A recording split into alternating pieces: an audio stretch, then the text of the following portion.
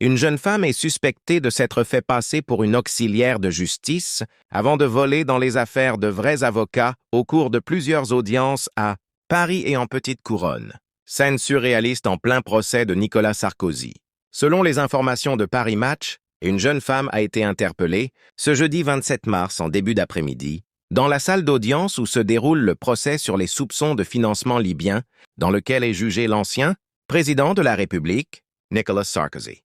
Elle a été surprise alors qu'elle tentait de dérober plusieurs téléphones portables appartenant aux avocats des parties civiles dans ce dossier. Elle a profité d'une pause des débats pour agir. Toujours selon les informations de Paris Match, la suspecte est soupçonnée d'avoir procédé de la sorte depuis plusieurs jours au tribunal judiciaire de Paris, mais aussi à Bobigny, Seine-Saint-Denis, en robe d'avocat. Selon une source proche de l'affaire, elle se présentait aux audiences en robe d'avocat, toujours extrêmement souriante et sympathique. Elle s'installait à côté de vrais avocats.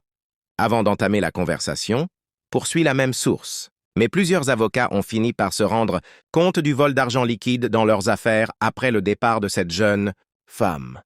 Elle était avec moi à une audience la semaine dernière et elle m'a dérobé 500 €, assure une avocate parisienne.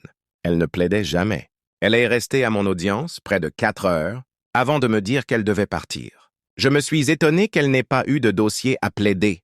Quand je lui ai posé la question, elle m'a répondu qu'elle était juste venue regarder. Dans la matinée de ce jeudi 27 mars, elle était à la permanence criminelle du parquet de Paris où elle a volé 100 € à une consoeur avant d'être prise la main dans le sac. Elle a rendu l'argent avant de quitter rapidement les lieux.